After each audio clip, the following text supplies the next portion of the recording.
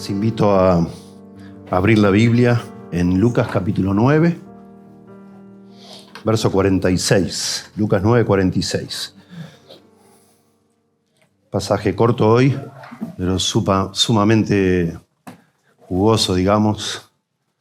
Un tanto triste, pero con mucho para pensar en nosotros, en nuestras vidas, nuestros corazones que son iguales al corazón que tuvieron los apóstoles, ¿no?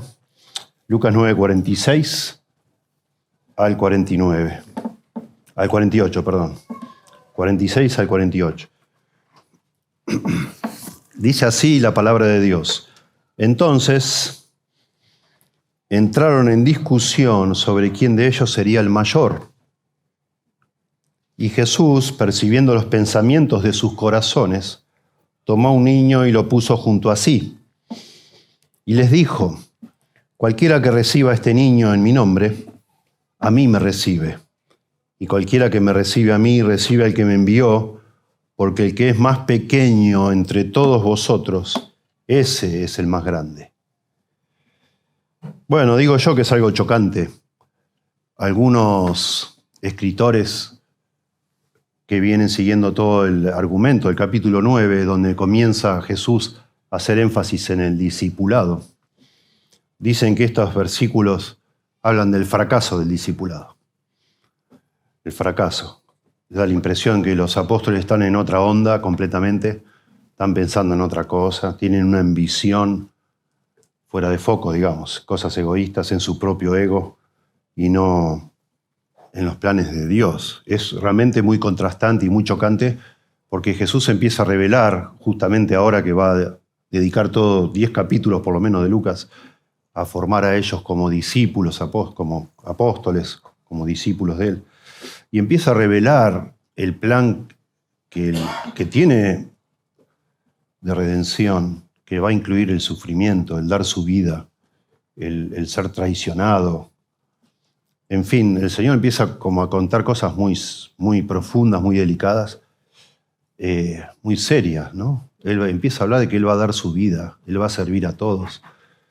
Y estos preciosos discípulos están en otra. No solo no entienden, no se dan cuenta, en su mente, sus categorías, no imaginan a Jesús sufriendo, ni fracasando humanamente hablando, sino que ellos están pensando, mientras Jesús está pensando en dar su vida, en servir a otros,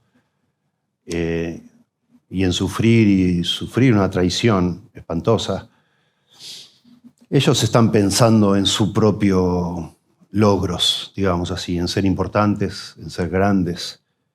Qué impresionante, no entienden. Esto es una historia de orgullo. Por eso el fracaso del discipulado en un sentido.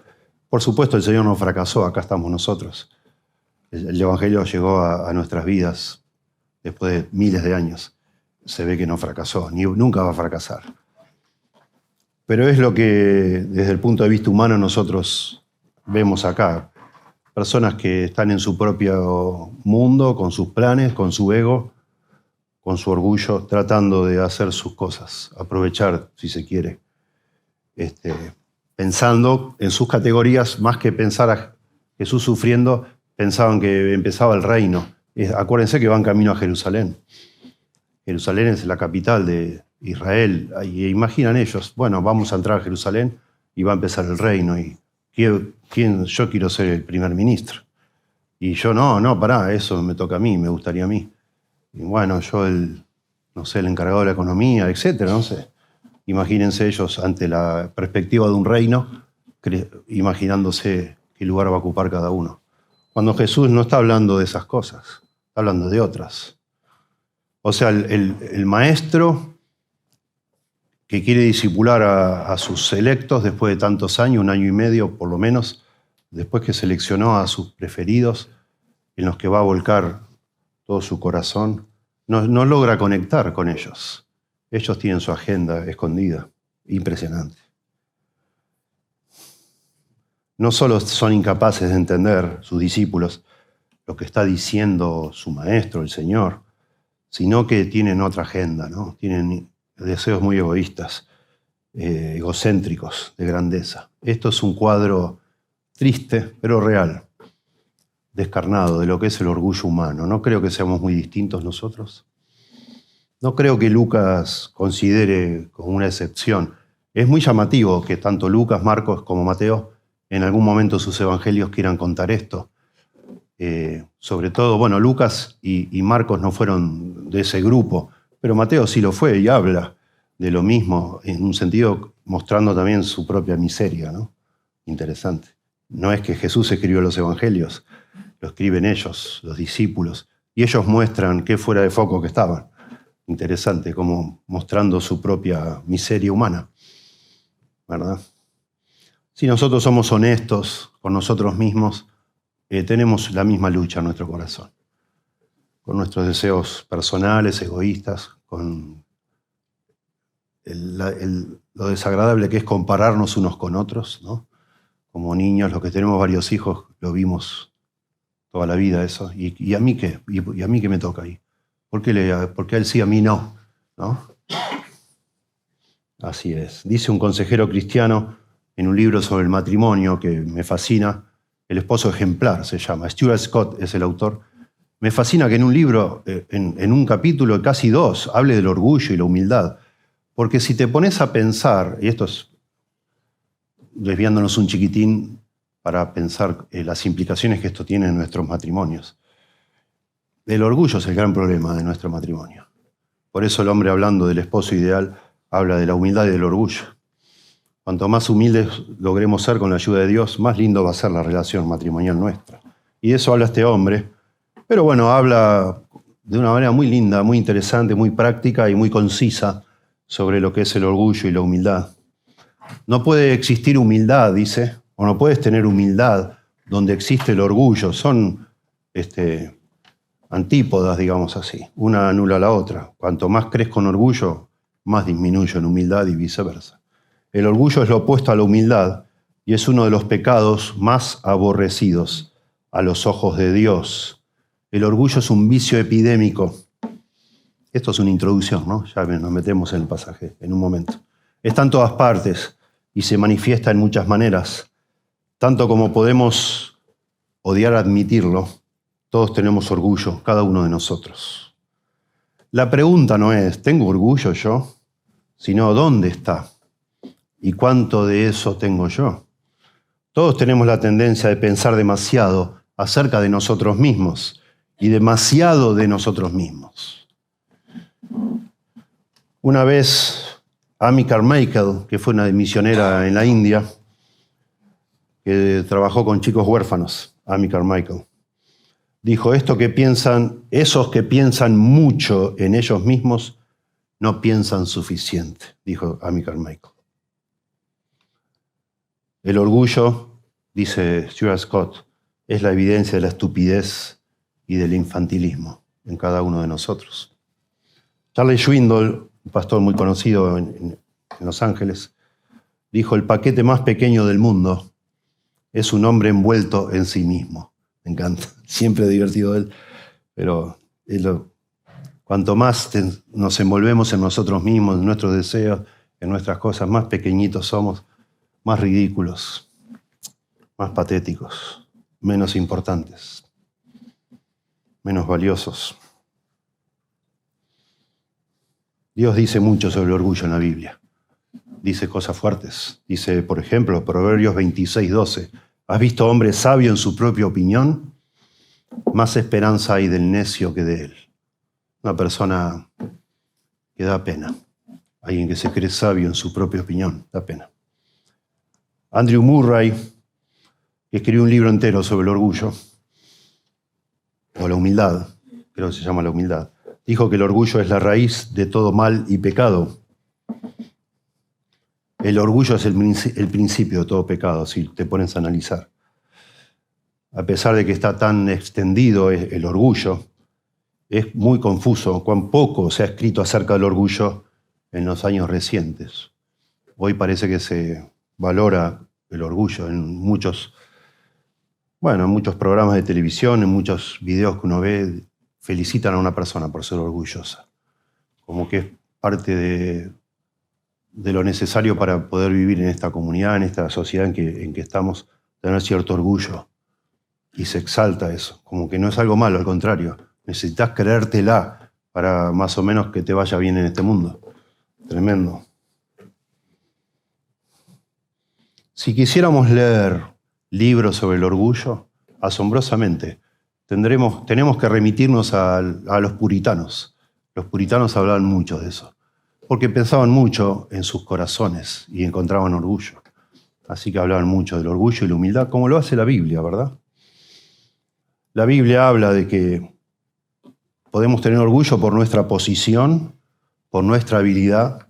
Tengo los textos acá, pero no importa, por nuestros logros, por nuestras riquezas, por las posesiones, por el conocimiento, por el saber, el conocimiento espiritual también. Podemos llegar al punto de sentirnos autojustificados sin necesidad de Dios. Podemos sentir orgullo porque alguien nos quiere o nos estima. Y hasta sentir orgullo, dice Pablo en 2 Corintios 12, por nuestras experiencias espirituales. Él subió al tercer cielo, dice, y para que la grandeza de las revelaciones no se enseñoreara sobre mí, me dio Dios una enfermedad, dice Pablo, o un aguijón en la carne. Nuestra carne, nuestra naturaleza, se inclina hacia el orgullo, naturalmente, todo el tiempo. Es muy sutil el orgullo. Podemos sentir orgullo hasta de pensar que somos humildes, y eso nos genera orgullo. Tremendo. Hay un autor, no recuerdo cuál de los puritanos, que dice, la Biblia es clara, lo parafraseo, la Biblia es clara que para matar nuestros pecados hay que matarlos de hambre, ¿no? No proveer para los deseos de la carne. Pero el orgullo es muy difícil de matar de hambre, porque come cualquier cosa, dice el puritano. Come cualquier cosa. Podés estar orgulloso de tener éxito, pero podés estar orgulloso de ser un hombre muy sencillo y que no tenés nada y que todo te sale mal. Ponele. De todo te puedes sentir orgulloso. Entonces es muy difícil matarlo de hambre. ¿Qué tenés que hacer? ¿Cómo hacemos? Si de todo nos sentimos mejores que alguien, ¿verdad? Tremendo. Otro puritano, llamado Thomas Watson, dijo, es una borrachera espiritual, el orgullo es una borrachera espiritual. Sube como el vino al cerebro y lo intoxica. Es idolatría. Un hombre orgulloso es un adorador de sí mismo. Aunque lo escondemos, ¿no? O tratamos con palabras espirituales, yo qué sé, ciertas formas muy... En inglés hay una frase, a mí me causa gracia, a mis hijos también, porque hay un sitio de internet donde se burlan de esto, se llama humble bragging, como jactancia humilde, ¿no? Me tiene cansada la Ferrari, me toca las puertas, tengo todo roto las puertas de garaje porque es muy ancha. Ponele, te quejas de algo, pero en realidad te estás jactando. Y hay otros ejemplos, ¿no? Se me ocurrió decir eso, pero somos mandados a hacer, para hacernos los humildes, cuando estamos en realidad ventilando nuestro orgullo, ¿no? Humble bragging, jactancia humilde. En la Biblia se habla tanto que en el hebreo hay al menos 6 palabras para hablar del orgullo, las distintas sutilezas, digamos así, facetas del orgullo.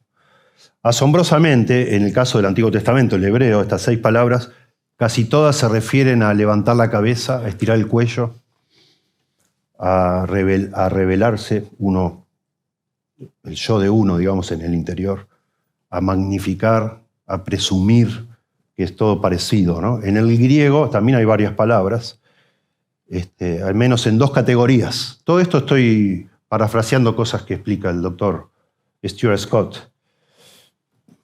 Una es un grupo de palabras, está relacionado con esto de estirar el cuello, de ponerse más alto, de ser altivo, de magnificar, etc.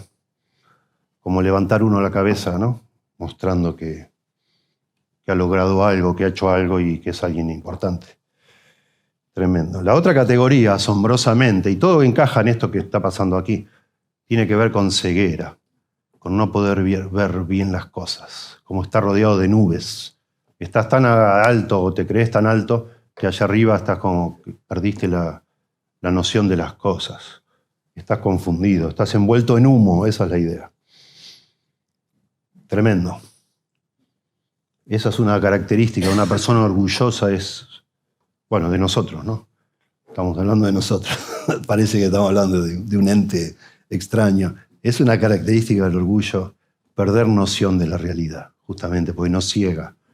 Nos ciega. Estamos tan embelesados con nosotros mismos que empezamos a ver diferente a los demás, de cómo realmente son. Otro puritano llamado Richard Baxter dice: el orgullo es tan imperceptible por la mayoría que comúnmente es amado mientras que está siendo difamado. Yo digo, qué porquería el orgullo, no soporto el orgullo. Y de pronto estoy fascinado con mi propia importancia, ¿no? Es muy sutil. Hay muchos sinónimos en la Biblia también: la vanagloria, pedantería, jactancia, arrogancia, altanería, presunción, altivez, ser engreído, ser magnánimo en el sentido de sentirse importante, ser burlón o ser egoísta. Dice el doctor MacArthur: nada viene de manera más natural a los seres humanos caídos que el orgullo que se manifiesta en egocentrismo, amor propio, promoción de sí mismo y realización de los deseos personales. El orgullo es el pecado que define la naturaleza humana caída, el terreno sobre el cual todos los demás pecados brotan, echan raíces y crecen. Eso dice MacArthur. Ya les he hablado hace años, o varias veces yo creo, de cómo en la Edad Media había gráficos, supongo que hechos a mano, no sé, como pósters, que hablaban, están en internet, usted busque el árbol de las virtudes y el árbol de los vicios. Dibujaban un árbol, dos árboles, uno de vicios y otro de virtudes. En el de los vicios todos los frutos van para abajo, como colgando. En el de las virtudes todos van para arriba, como floreciendo, ¿no? Y notable, bueno, en el de los vicios está la pereza, la envidia, etcétera, ¿no? Imagínate, en cada una de esas palabras hay un fruto apuntando hacia abajo. Y notablemente la raíz de ese árbol dice orgullo. Y viceversa, en el árbol de las virtudes, no sé, la paciencia, la bondad, el amor, etcétera. La raíz es la humildad de ese árbol. Me encanta gráficamente entender la importancia que tiene. Luchar contra mi orgullo. Que vos luches contra el tuyo y tratemos, con la ayuda del Señor, de morir cada día a nosotros mismos. Cada día, y tomar la cruz y seguir a Cristo. O sea, procurar ser humildes. No yo, no todo mío, sino tú, Señor. Vivir para el Señor, vivir para los demás. Darle importancia a Dios. Difícil, pero imprescindible es esa lucha. Porque en la medida que dejamos lugar al orgullo en nuestra vida, empiezan a salir frutos de todo tipo que son vicios, no virtudes. A veces, o muchas veces, nosotros los hombres caídos, los seres humanos caídos, amamos demasiado a nosotros mismos y no damos gloria a Cristo. Y exaltamos muy poco a Cristo por amarnos tanto a nosotros. Tremendo lo que está pasando acá. Tremendo el lugar, parece lo peor. Digamos, no sé por qué no pasó esto 5 capítulos antes, ¿no? Ahora que van conociendo a Jesús, que están con Él, que se dan cuenta el calibre moral de este hombre, lo monumental de su carácter. Es un hombre extraordinario. Jesucristo es el hombre más maravilloso que jamás vivió en esta tierra, con las virtudes más lindas, más bellas, más admirables, que nos enamoran a nosotros. Vos leés de Jesús y cualquier persona, incluso un ateo, es imposible no admirarlo. Cuando vas leyendo, decís, wow, este hombre no tiene sentido. No hubo una persona igual a él. Y no. Y bueno, eso ya han estado 1 año y medio con Jesús. ¿Cómo están peleando por estas cosas? Son unos cascotes. ¿Qué personas insensibles espiritualmente son estos apóstoles? ¡Qué barbaridad! Bueno, son orgullosos, ¿no? Esto de pronto tiene varios factores. Déjenme especular un poco, no lo puedo comprobar esto. Está el factor que ya dijimos de que están a punto, ellos piensan en su mente que llegando a Jerusalén van a demorar, porque van a ir despacito, van a demorar en llegar a Jerusalén. Ellos imaginan que ahí se establece el reino. Acuérdense la entrada triunfal en el burrito, Bueno, ya, después de la entrada triunfal, ahí estamos, ya está. Empezó el reino. Y ellos sienten, bueno, nosotros somos los que dejamos la pesca, yo dejé, diría Mateo, mi negocio extraordinario de juntar impuestos. Bueno, acá algo voy a recibir. Así, supongo yo, entre paréntesis, pensará la gente que milita en un partido político. Hace muchos años yo traté para ver qué era. Tuve un tiempo en el año 82. Estuve militando un poquito en el Partido Radical y no me gustó. Estaba lleno de vagos, desde mi punto de vista, ahí donde yo estaba. Así que me fui al Partido Intransigente, que es medio izquierda, ¿no? Del doctor Allende. Allende había sido un gobernador de Buenos Aires. Y lo mismo, egos, y vagos. Asombrosamente, bueno, ganó Raúl Alfonsín, el Partido Radical, y los vagos que yo vi ahí, que nos juntábamos de noche a pegar carteles. Ese era el mérito. Empezaron a reclamar, claro. Y bueno, yo cuántas noches estuve pegando carteles. Y les dieron puestos. Qué triste. Yo lo veía a esta persona porque lo conocía de otro ámbito. Digo, este hombre es un cero a la izquierda. Sabe pegar carteles nada más. Pero le dieron un puesto. Reclamó un puesto por todas las cosas que sacrificó, entre comillas, para estar ahí. Así funciona, humanamente, así funcionan las cosas. Supongo que los apóstoles, es una suposición, pensando, hemos dejado todo, ¿y qué vamos a recibir? ¿Se acuerdan que Pedro le dice eso a Jesús? Mateo 20 creo que es. Señor, nosotros hemos dejado todo, ¿y qué recibiremos? ¿Y qué nos vas a dar? ¿Qué me toca a mí ahora? Así se iban pensando. Bueno, a mí me llama mucho la atención y no lo puedo comprobar, no lo puede comprobar nadie, sinceramente, pero bueno, aquí está Lucas armando, a diferencia de Mateo y de Marcos, Lucas le quita el contexto a esta discusión, lo pone así, derecho, así, sácate, lo pone, y es una forma de exaltar o de subrayar algo, como que estás leyendo y decís, pará, ¿qué tiene que ver esto? Tendrían que estar pensando en el sufrimiento que les espera. Si el maestro va a sufrir, si va a ser traicionado, lo acaba de decir, bueno, nos pasará a nosotros también junto con él. Pero no están pensando en eso. Noten ustedes, en el contexto del capítulo 9, dice en el verso 21, pero les mandó que a nadie dijesen esto, encargándoselo rigurosamente. Y diciendo, y ahí revela, por primera vez en todo su evangelio, que él va a sufrir. Es necesario que el Hijo del Hombre padezca muchas cosas. Estoy leyendo Lucas 9:22. Y sea desechado por los ancianos, por los principales sacerdotes y por los escribas, y que sea muerto y resucite al tercer día. Y decía a todos, como consecuencia de esta realidad, si alguno quiere venir en pos de mí, niéguese a sí mismo, matá tu orgullo, tu ego, negate, tome su cruz cada día y sígame. Porque todo el que quiera salvar su vida, salvar en el sentido de aprovechar, de darle valor, de ser importante, etc., la perderá, y todo el que pierda su vida por causa de mí, éste la salvará. O sea, el camino para ser grande es negarte. Y si vos querés ser mi discípulo, está diciendo Jesús, niéguense ustedes a todos los planes que tenían y pongan todas sus ambiciones bajo mi autoridad, digamos. Bueno, y sigue hablando, y entonces dice el verso 28, noten lo que dice, aconteció, como 8 días después de estas palabras, que tomó a Pedro, a Juan y a Jacobo, y subió al monte a orar. ¿Cuántos discípulos eran? 12, pero él agarra a 3 nada más.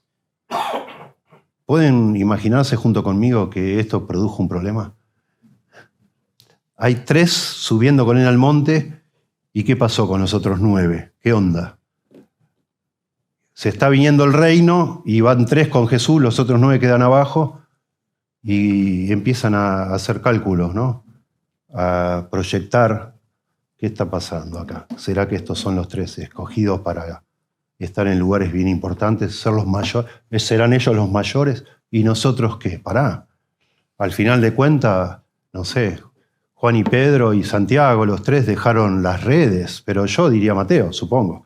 Yo dejé un negocio extraordinario, multimillonario, yo cobraba los impuestos y me quedaba con una diferencia. Nada que ver con pescar. Yo dejé mucho más. Tendría que recibir más. Bueno, cosas que uno trata de imaginar por cómo es uno, ¿no? Acá empiezan a compararse y ese es el gran problema del orgullo. Empezamos a compararnos. Vamos a volver a eso para aplicar acá, pero me llama demasiado la atención que este asunto de quién es el mayor vuelve a salir en el peor momento posible, que es en la última cena. Acabamos de leer en la lectura de hoy. Acaba de explicar el Señor, este es mi cuerpo, esta es mi sangre, que por vosotros es vertida, haced esto en memoria de mí, qué sé yo, y empiezan a discutir quién es el mayor. No, estamos todos locos. O sea, siguieron una idea fija, quizás estuvieron todo este camino yendo a Jerusalén, mientras el Señor les quería hacer discípulos, o sea, personas que se negaran a sí mismos y siguieran a su maestro. Ellos están haciendo números, tratando de ver quién va a ser el mayor de ellos, comparándose uno con otro. Tremendo. El doctor MacArthur, en su comentario de Lucas, hace un interesante, énfasis. Todo el comentario de esta porción es sobre el orgullo, claramente, pero él analiza, tratando de ver todo lo que pasa en estos 3 versículos, y dice así: el orgullo arruina la unidad, porque estaban discutiendo. En segundo lugar, el orgullo hace que surja, esto lo digo yo con mis palabras, usa otras palabras que traducidas no tienen mucha importancia o no tienen mucha conexión. El orgullo hace que surja la comparación, digo yo. En tercer lugar, dice MacArthur, el orgullo revela depravación, la depravación, porque dice que el Señor conocía los pensamientos de sus corazones, allí estaba. En cuarto lugar, el orgullo rechaza la deidad, porque dice: el que a mí me recibe, recibe al que me envió. Cuando empieza a hablar Jesús para contrarrestar esto del orgullo. En quinto lugar, el orgullo altera la realidad, porque dice que el más pequeño es el más grande, esa es la realidad, y ellos no lo pueden ver. Y el orgullo, punto 6, usando el verso que sigue, 49, el orgullo reacciona con exclusividad, porque había uno sacando demonios que no estaba con ellos y ellos querían impedírselo, ¿no? Bueno, solo les quería decir eso, no voy a usar ese bosquejo, pero me parece muy interesante, porque sí es una demostración desubicada de orgullo acá, pero es lo que es la realidad, tristemente es la realidad. Así somos. Y déjeme meter esto como un comentario. Si nosotros tenemos como discípulos de Cristo aspiración para que el Señor nos use como grupo, como iglesia, como comunidad que somos, tenemos que tener en cuenta este factor, porque no existe una iglesia donde el orgullo no entre. Acá estamos rodeados de orgullo y, bueno, que el Señor nos ayude a manejarlo bien. Así lo estamos viendo hoy en día con estos jugadores deportistas de distintos deportes que ganan fortunas, son multimillonarios y tienen que someterse a las indicaciones de un entrenador, en muchos casos que no lo conoce nadie, ¿no? Y ellos son famosos. Y bueno, al final lo que más se aprecia en un entrenador hoy, en un equipo de estas estrellas, es que sepa manejar los egos, los orgullos, porque ellos se creen superestrellas. A veces con 20 años, 22 años, imagínate. ¿Te acordás cuando tenías 22 años? Era más orgulloso que ahora, supongo yo. Así era yo. Bueno, vayamos a la Biblia entonces. Verso 46. Entonces, dice Lucas, así de un saque. Noten el verso 45, solo para tener un poquito de contexto. Mas ellos no entendían estas palabras, porque él le dice en el verso 44, haced que os penetren bien en los oídos estas palabras, porque acontecerá que el Hijo del Hombre será entregado en manos de hombres. Me van a traicionar, otra vez dice Jesús. Haced que te entre bien. Se ve que sabía Jesús que no le entraban esas cosas. Mas ellos no entendían estas palabras, pues les estaban veladas para que no las entendiesen y temían preguntarle sobre estas palabras. No entendían. Lo dice claramente Lucas. Entonces, con esa mente cerrada, entraron en discusión sobre quién de ellos sería el mayor. O sea, exactamente lo contrario, es un contraste fuerte. No, están en otra, completamente. Y acá Lucas no muestra qué pasó entre medio, no sabemos nada. Y eso enfatiza aún más. Entonces entraron en discusión y asumimos, por lo que sigue diciendo, que el Señor no estaba presente. Están discutiendo a espaldas del Señor, digamos así. ¿Sí? Entonces entraron en discusión sobre quién de ellos sería el mayor. Impresionante. El más importante es la idea, ¿sí? ¿Cuál de nosotros va a ser el más grande? Eso les preocupaba. Esta palabra, el mayor, no es comparativo, es superlativo, el mayor de todos. Eso querían saber. ¿Quién va a ser el mayor de todos nosotros? Parecía Pedro, ¿no?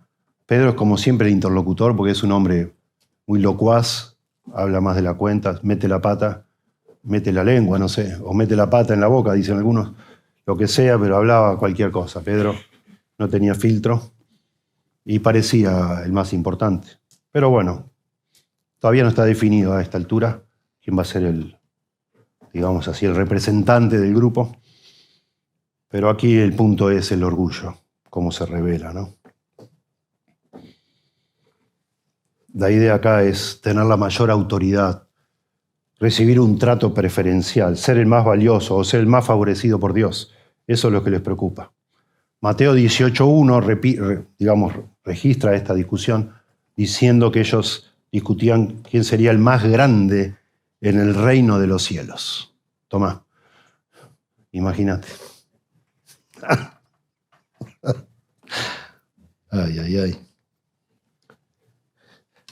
Lo cierto es que si nos conocemos, si vos te conocés a vos mismo, te podés imaginar que cada discípulo, no uno solo, está pensando y se percibe como el más importante, ¿verdad? Como el más grande. Ellos se dan cuenta que están asociados con una persona, Jesús, que es extraordinaria, fuera de serie, con un poder inaudito, nunca visto. Él es el agente de Dios, el representante de Dios en la tierra. Bueno, la pegamos, digamos, nos juntamos con la persona indicada, ¿no? Ahora solo resta saber, por estar con Él, cuando Él empieza a gobernar, qué nos va a dar y qué nos toca a nosotros, ¿no? Pero seguramente va a ser algo glorioso. El reino va a ser glorioso, este hombre es glorioso. Bueno, asumo que me va a tocar algo glorioso a mí también, ¿verdad?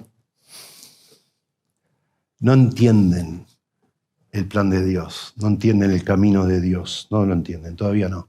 Les está avisando, voy a sufrir, me van a matar, me van a traicionar, me van a hacer de todo. Y ellos se niegan a creer eso, no lo pueden creer. Qué tremendo. Y después cuando pasa todo eso, está solo Jesús. Se van, todos huyen, todos corren.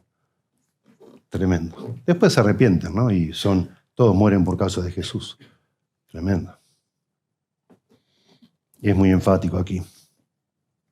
Mientras Jesús habla de su futuro sufrimiento, ellos están pensando en su futura grandeza. ¿Te das cuenta? Y Lucas lo pone. Lucas empezó hablando de un tal Teófilo. Está escribiendo este evangelio como un material de discipulado, justamente, para formar discípulos de Cristo.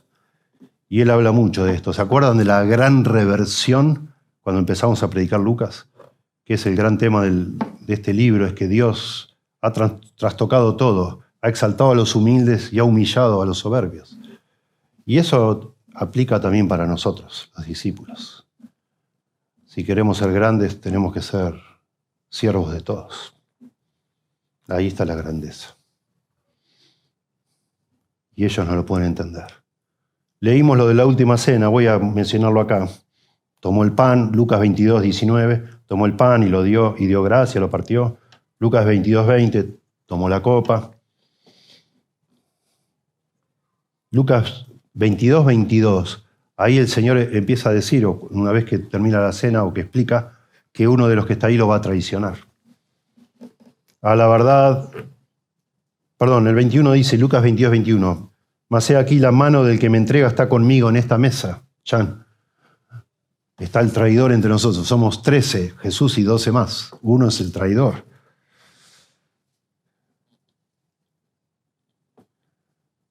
Pero ay de aquel hombre, 22:22, por quien es entregado el Hijo del Hombre, ¿no? Jesús. Entonces, 22-23, ellos comenzaron a discutir entre sí quién de ellos sería el que había de hacer esto, de traicionarlo. Noten, es la ocasión ideal, es como el gatillo que dispara otra vez la comparación entre ellos. Empiezan a pensar, ¿quién va a ser el traidor? No puedo creerlo. ¿Quién va a traicionar? Empiezan a pensar uno en el otro e indefectiblemente empiezan a compararse otra vez. Y verso 24 dice, hubo también entre ellos una disputa sobre quién de ellos sería el mayor. Ahí lo tenés. Un desgraciado entre nosotros nos va a traicionar. No sabemos quién es, no sabían. Según leemos aún en Juan 13, no sabían. Pero aprovechan y piensan también, yo no soy como estos desgraciados. ¿No? Yo no los voy a traicionar. Yo sé que no los voy a traicionar y ¿quién va a ser? ¿Qué me va a dar a mí este Señor después de todo lo que yo dejé por Él? Y empiezan a pelear de nuevo. Y Jesús contesta, hermoso, los reyes de las naciones se enseñorean de ellas y los que sobre ella tienen autoridad son llamados bienhechores. Mas no así vosotros, sino sea el mayor entre vosotros como el más joven y el que dirige como el que sirve. Porque ¿cuál es mayor, el que se sienta a la mesa o el que sirve? ¿No es el que se sienta a la mesa? Mas yo estoy entre vosotros como el que sirve. O sea, si van a ser mis discípulos, tienen que hacer lo que yo hago. Sean siervos, ustedes deben ser siervos. Otra vez el contraste, ¿no? El autosacrificio en contraste con el egocentrismo más vergonzoso. No sé a vos qué te pasa, pero es medio vergonzoso, ¿no? Decir, a mí me encantaría ser famosa. A mí me encantaría que todo el mundo me conozca. A mí me encantaría que todos me quieran. Como que suena horrible. ¿O no? No suena bien. No queremos que eso se sepa. Tratamos de disimularlo. Es vergonzoso. El orgullo es vergonzoso. Dice Ryle, el obispo Ryle, J.C. Ryle, de todas las criaturas, ninguna tiene tan poco derecho a ser orgullosa como el hombre. Y de todos los hombres, ninguno debería ser tan humilde como el cristiano. Es como una cosa que no pega, pero es lo que es. Y el Señor acá, en estos 3 versículos, y Lucas lo pone acá, que es una advertencia contra el orgullo, sin duda. Es como que no colabora, no suma, resta más bien en todo lo que significa el proceso de ser un discípulo de Cristo. Esto va para atrás, no va a sumar. Qué pena, ¿no? Aunque pueda parecer sorprendente, dice Ryle, este pequeño grupo de pescadores y publicanos no estaba exento de la plaga de un espíritu egoísta y ambicioso. Albergaba la idea vana de que el reino de nuestro Señor iba a aparecer inmediatamente y estaban dispuestos a pelearse por un puesto y la primacía en el reino, ¿no? Cada uno pensaba que su reivindicación era la mejor. Cada uno pensaba que sus merecimientos y su derecho a un lugar asignado, el derecho a la honra era el más incuestionable. Yo merezco la honra. Nunca maté una mosca acá, diría Tomás, no sé. Felipe, ni se nos menciona, nunca hicieron un lío. Pedro es una máquina de decir tonterías. Y yo calladito acá, nunca hice lío. Yo merezco un lugar, soy más fiel. Cada uno pensaba que sus merecimientos y su derecho a la honra era el más incuestionable. Cada uno pensaba que independientemente del lugar asignado a sus hermanos, a él se le debía asignar uno de los lugares principales. Y todo esto sucedió en el grupo de Cristo mismo. Tremendo. A propósito, antes de la última cena, creo que en Juan capítulo 12, o 11 o 12, creo que 12, está la mamá de Santiago y Juan haciendo lobby por sus hijos.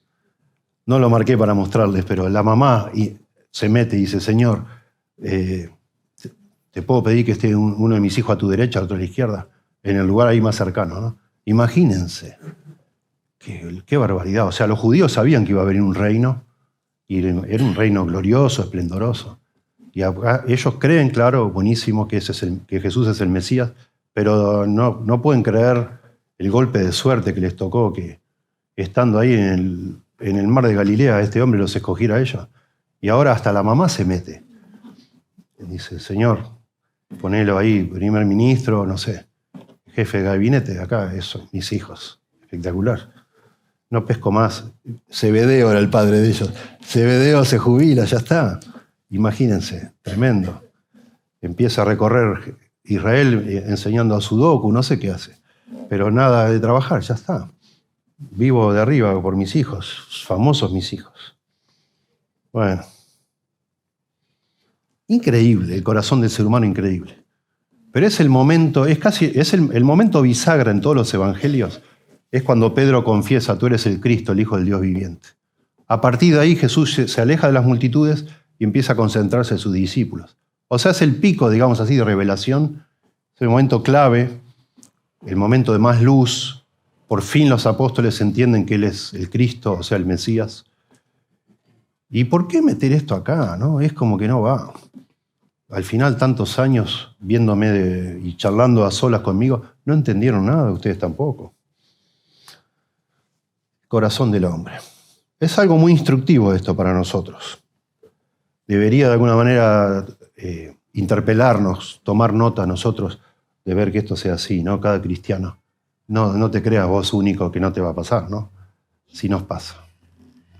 ¿No te peleabas vos con tu hermanito? Claro que sí. Tremendo. De todos los pecados que tenemos y luchamos, no hay ninguno en el cual tengamos tanta necesidad de velar y orar como el orgullo. Debemos pedirle a Dios que nos ayude. Es una peste que avanza en la oscuridad. Ryle dice esto. El pecado es una peste, el orgullo, dice Ryle, es una peste que avanza en la oscuridad, una enfermedad que destruye la luz del mediodía. A toda hora, ¿no? Come cualquier cosa, actúa en cualquier momento, no importa.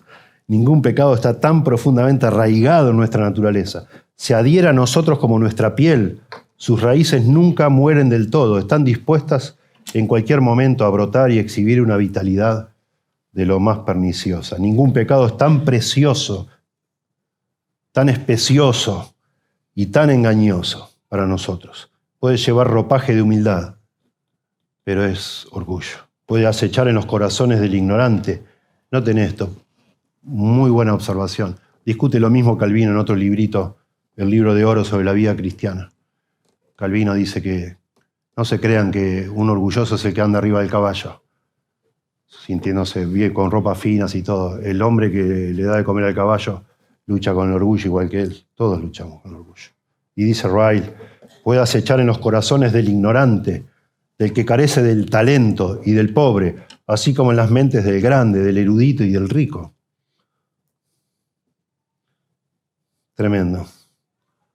Y termina Ryle esta discusión diciendo, son palabras llanas y pintorescas, pero bien ciertas que ningún papa ha recibido tanto honor como el Papa yo. Me hace reír. Así somos, ¿verdad? Estamos hablando en el contexto de una iglesia porque es el contexto más cercano a esto de Jesús con sus discípulos. Él está fundando el comienzo de la iglesia y se aplica perfecto. Pero pensá en tu casa, la cantidad de discusiones absurdas que tienen entre ustedes, hermanos queridos. Solo por orgullo. Qué ridiculez. ¿O no? ¿No se sienten tontos? A veces cómo te enojas, cómo te ensañás, cómo te aferrás a una discusión que no tiene importancia. Es solo porque tenés que ganar. ¿Cómo te cuesta, cómo me cuesta decir perdón, me equivoqué, lo siento, estuve mal? ¿Por qué te cuesta tanto? Por el orgullo. Bueno, entonces Jesús, verso 47, percibiendo los pensamientos de sus corazones, la idea es que él supo de qué venían discutiendo, lo supo todo el tiempo, tomó un niño y lo puso junto a sí. Noten la respuesta del Señor, da una lección objetiva, así se llama, trae un niño, probablemente es el niño que hace poco que era endemoniado, que echaba por la boca espuma, que nadie lo pudo sanar. Está acá, ¿no? En el contexto, no sabemos. No es un bebito, en otros evangelios dice que lo alzó, No parece un bebito, puede alzar igual un niño, si está sentado, lo pones en tus faldas. Bueno, trae un niño, ¿verdad? Y lo pone a su lado. Lo puso junto así, dice. Es interesante nuestro Señor. Esto es inquietante que el Señor, no sé cuánto demoró en hablar, pero primero trae el niño, tranquilo. Ni sabemos si los apóstoles sabían que el Señor iba a hablar de esto, porque Él adivina o sabe lo que están pensando. Y entonces pone un niño a su lado y empieza a usar al niño como un ejemplo. Pero ojo, puede ser, no está diciendo que tenemos que imitar a un niño. No es el caso, ¿eh? Está diciendo que tenemos que recibir a cualquiera que recibe un niño como este, me recibe a mí. Va a decir que, digamos así, lo más importante que un ser humano puede hacer es bajarse para servir a personas que están en la pirámide social en la parte más baja. Ese era el caso de los niños. O sea, la persona menos importante en la sociedad de aquella época era un niño. Bueno, si vos recibís, si hospedás, si le suplís la necesidad de una persona que no tiene importancia, vos estás haciendo lo más importante a los ojos de Dios. Eso es lo que está diciendo Jesús. Y es muy interesante, porque en la época bíblica consulté un montón de recursos, los niños eran lo más despreciado que había. La razón, dicen la mayoría de los estudiosos, es porque morían muchos los niños. No usaban métodos anticonceptivos, de manera que tenían muchos niños, y la mayoría morían. Así que a lo largo de la niñez, nadie sabía bien si este niño que estaba con vos iba a sobrevivir o no, por la falta de medicina, etcétera, por tantas razones, ¿no? No se sabía. Así que no, como decimos nosotros, no se ponían demasiadas fichas en los niños, porque él probablemente iba a morir. Morían más de lo que sobrevivían.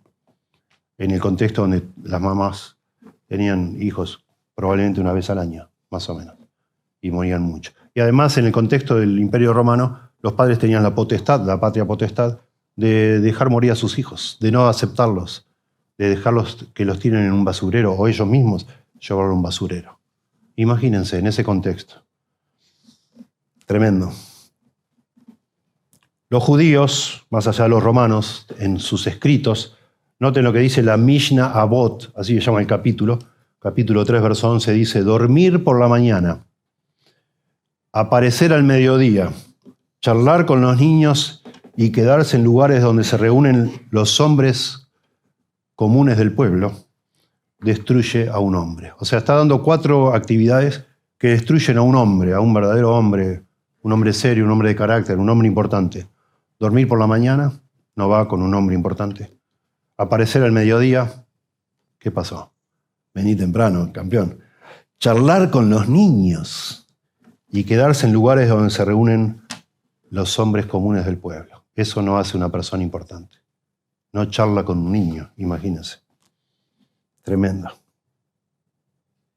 Dice otro hombre, un arqueólogo erudito, dice: la dura realidad en la antigüedad de la alta tasa de mortalidad infantil era una razón importante para la escasa importancia que se daba a los niños. La gente tenía que encontrar una manera de asumir la posibilidad de que algunos, si no la mayoría de los niños o de sus hijos, no iban a llegar a la edad adulta. O sea, se vivía con esa sensación. En cualquier momento se muere. Por distintas cosas. Se va a morir, probablemente. Así que no le daban, quizá una manera para protegerse emocionalmente, no le daban mucha importancia a los niños. Tremendo. Tremendo lo que hace Jesús. Esto es una lección objetiva, repito. No está diciendo que seamos como niños. Aunque no está mal tratar de ser como niños en el sentido, los niños, ¿qué les importa quién es el más grande en un sentido? No tienen ese egoísmo, todavía no han desarrollado. Su pecado está en forma germinal, digamos. Todavía no lo han desarrollado tanto. De pronto sí luchan por, yo organizo el equipo, yo traje la pelota, si no te vas, o me llevo la pelota, no sé, discusiones tontas, mi papá es policía. Esas discusiones que hacen los chicos, que son ridículas, si te la pones a pensar, ¿verdad? Y está en germen. El pecado ahí está, el orgullo, ¿no? La envidia con sus hermanitos, etc.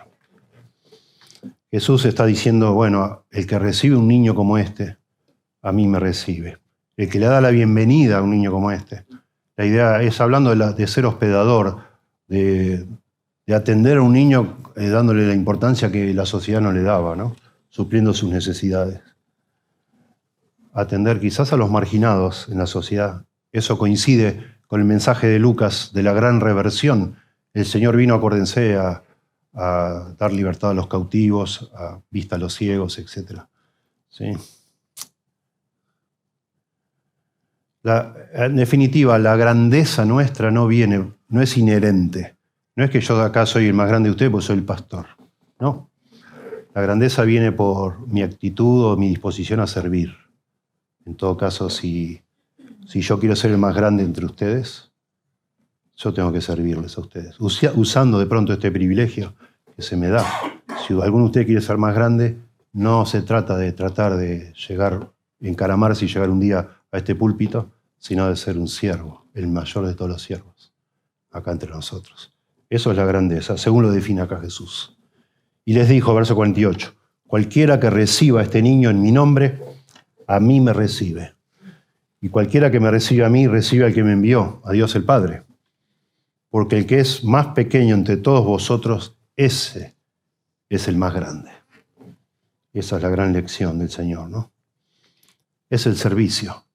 Y esto coincide con lo que está diciendo Jesús en el contexto. Yo vine acá a dar mi vida en rescate por todos. Dice Marcos concluye todas estas discusiones del mayor, que se repite 3 veces en el Evangelio de Marcos, asombroso. 3 veces Jesús dice que va a sufrir y 3 veces los discípulos, respondiendo a ese anuncio, están discutiendo quién es el más importante. Y entonces concluye Marcos, es el texto principal, Marcos 10:45. El Hijo del Hombre no vino para ser servido, sino para servir y dar su vida en rescate por muchos. Como diciendo, ya, basta. No entiendan, por favor, entiendan. Yo vine a servir y a dar mi vida en rescate por muchos. Si ustedes quieren ser grandes, hagan lo mismo. Sirvan hasta el punto que te duela, pero sirvan no con interés, no solo, a la gente importante, digamos así, todo el mundo tienen siervos y todo el mundo quiere servir. Quizá acá hay algo de, ¿verdad? Como beneficio. El punto es servir a los insignificantes. Eso es lo que hizo Jesús, vino a servir a todos y a dar su vida por todos. Tremendo. Alguien reflexiona, a mí me hizo pensar ayer, mientras leía eso, dice que si Jesús pone el estándar que todos nosotros estamos obligados a servir al menos importante, entonces todos son importantes. ¿Me siguen? Si yo tengo que preocuparme por la persona más insignificante de la sociedad en la que vivo y servirle, entonces, si el estándar está puesto ahí abajo, si el más insignificante es importante, entonces todos son importantes a los ojos de Dios. El menos importante debería ser yo. O sea, es un golpe, de alguna manera, es un golpe mortal al orgullo, que quiere siempre ser el primero. No seas el primero. Hermoso. Jesús señala que la grandeza no es inherente a una persona, sino que se establece por su relación de cada uno con Jesús. Si yo sirvo a un niño, estoy sirviendo a Jesús. Y si sirvo a Jesús, estoy sirviendo a Dios, que es el que lo envió.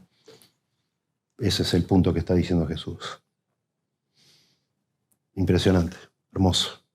Nada nuevo bajo el sol, todos lo sabemos. Pero no todos lo practicamos, porque no hay mucha glamour en todo eso. Parece que no conseguís nada, que nadie se da cuenta. Ese es el gran problema. El más pequeño sería el más insignificante, como dice acá Jesús. Tendríamos que, de alguna manera, con el ejemplo de Jesús, de siervo, de ser siervos, de servicio, ser discípulo de Jesús, de alguna manera, porque es el contexto acá de toda la charla del discipulado, consistiría en servir a los demás, sin buscar importancia al hacerlo, ¿no? Hace años leí una poesía que me fascinó en un librito de este hombre Schwindel que yo mencioné, ya está jubilado él, pero él en un libro que se llama Desafío a Servir, no sé si alguno lo leyó, lo recomiendo mucho, está en Mercado Libre, lo pueden conseguir. desafía a servir. Hermoso. Todo el libro habla del servicio y la importancia del servicio. Y de alguna manera esta reacción de Jesús al egoísmo de ellos, al orgullo de ellos, apunta a que seamos siervos, ¿no? Si queremos ser importantes. Bueno, Schwindel cita un poema que yo no sé de quién era, pero me acordé siempre de un par de... dos palabras, dos líneas. Donde nadie lo viera, donde nadie lo supiera. Y bueno, obvio, con eso googleé y lo encontré. Una señora llamada Ruth Harms Calkin escribe un poema que se llama Dímelo otra vez, Señor, porque lo olvido. Y el poema dice así, escuchen. Tú sabes, Señor, cómo te sirvo con gran fervor emocional bajo los reflectores. Tú sabes con cuánto fervor hablo por ti en el club de mujeres, de damas. Tú sabes con cuánta efervescencia promuevo un grupo de compañerismo. Tú sabes mi entusiasmo genuino en un estudio bíblico.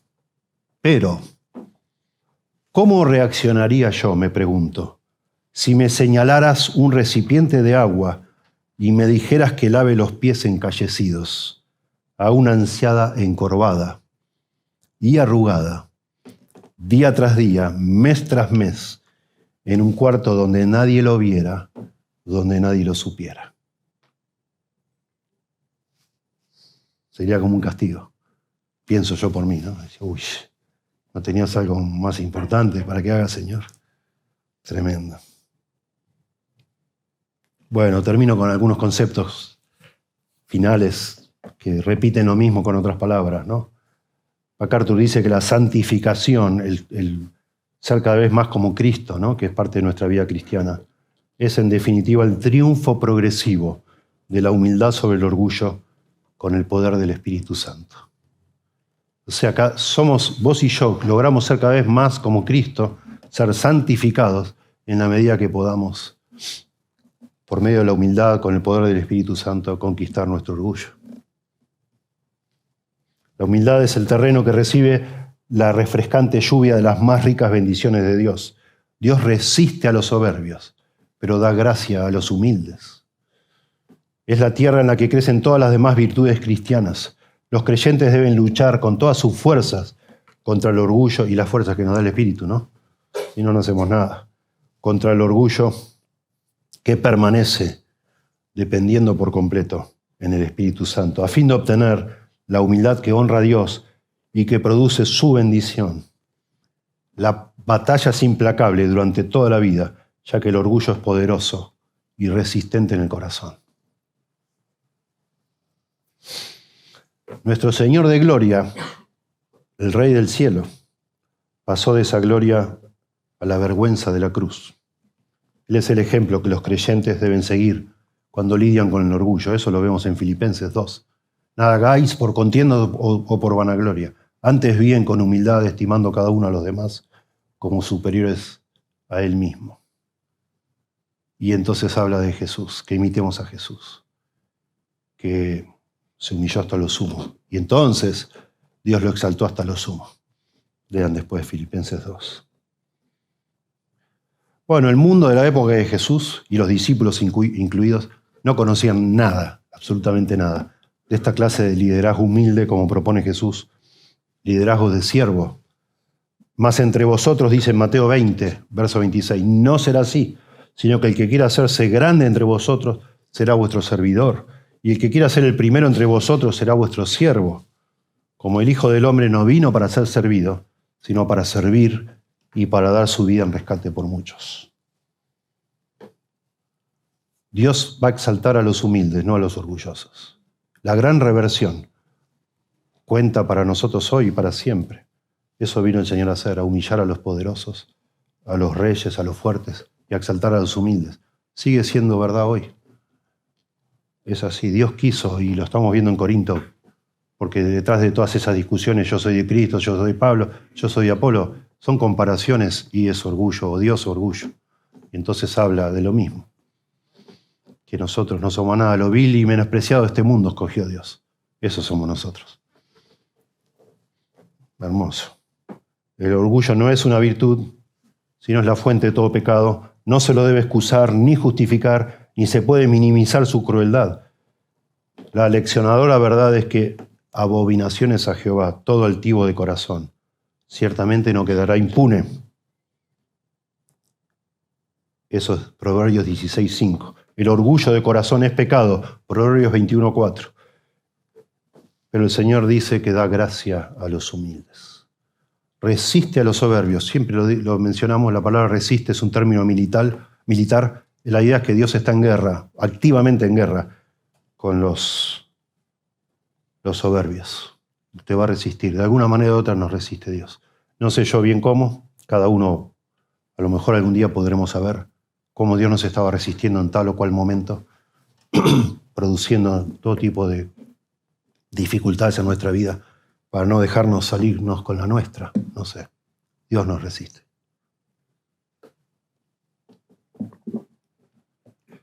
Bueno.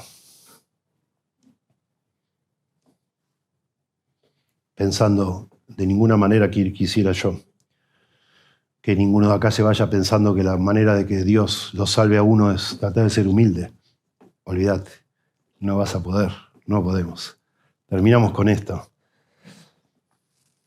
El Señor, después que nos salva, nos regala la humildad y podemos empezar, con la ayuda de Él, a humillarnos a nosotros mismos. Pero la salvación, como Dios la estableció, implica una gran humillación. Que vos y yo lleguemos al punto en nuestra vida que reconozcamos que no hay nada que podamos hacer para agradar a Dios, para salvarnos, para que Dios se fije en nosotros. Eso es humillante.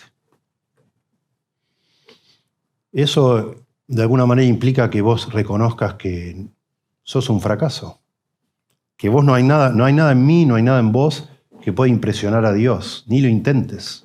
Cuanto más lo intentamos, más ridículos somos.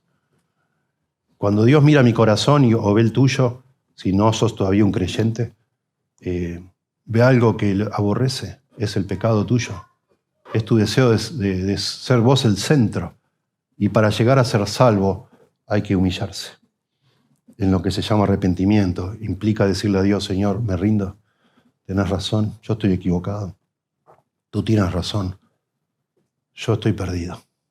No soy tan malo como otros, es verdad, pero eso no quita que hayas quebrantado lo que Dios exige y que delante de Dios estés en falta. Por eso necesitas que otro te salve. Y ese otro es Jesucristo, porque es el único ser humano que nunca pecó, que no se halló engaño en su boca, que vivió una vida perfecta y al final murió por vos y por mí. El Hijo del Hombre no vino para ser servido, sino para servir y dar su vida en rescate por muchos. La muerte de Cristo es un rescate. Eso es lo que la Biblia enseña. Murió para salvarnos a nosotros. Él pagó por nosotros. El justo por los injustos. Los injustos nosotros, el justo el Señor, para llevarnos a Dios, dice. Así que todo esto, digamos así, este camino de autohumillación, que nunca va a ser perfecto en este mundo hasta que seamos librados del pecado en el cielo, comienza con una humillación, que es arrepentirte delante de Dios y pedirle a Él que te salve. Porque Él hizo lo necesario, murió en la cruz, vivió una vida perfecta, pagó por otros en la cruz y al tercer día resucitó y hoy está vivo y ofrece salvación, perdón, a todos los que estén dispuestos a humillarse y a reconocer delante de Dios su necesidad. Gracias, Señor. Gracias por tu palabra. A medida que avanzamos estudiando los evangelios, más te admiramos, más te adoramos, Señor. Tú eres único.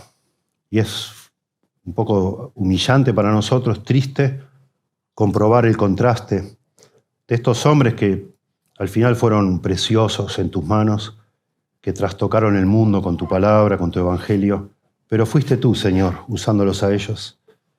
Cuanto más humildes y dóciles y humildes somos, más nos usas tú, Señor, porque la gloria es para ti. Tú eres el centro, tú serás el centro del cielo, ninguno de nosotros estará allí llamando la atención, porque al final todos nos damos cuenta que no se trata de nosotros, se trata de ti, Señor. Ayúdanos a todos los que estamos acá, a los que algún día escuchen, a humillarnos delante de ti y pedir que tú seas el Salvador de nuestra vida, de nuestro corazón, de nuestra alma, y que entonces nuestra vida cobre sentido no por nuestros logros, no por lo que hacemos, sino por la capacidad que tengamos de venir bajo tu autoridad y convertirnos en siervos, imitadores tuyos, Señor. Ayúdanos, Señor, a buscar la grandeza donde la verdad verdaderamente existe, que es a tus pies, Señor, sometiéndonos a ti. Tú eres el único grande. Cuán grande es Él, cantamos hoy. Cuán grande eres, Señor. Ayúdanos a someternos a ti, a renunciar a nuestra vida, a querer hallar la vida.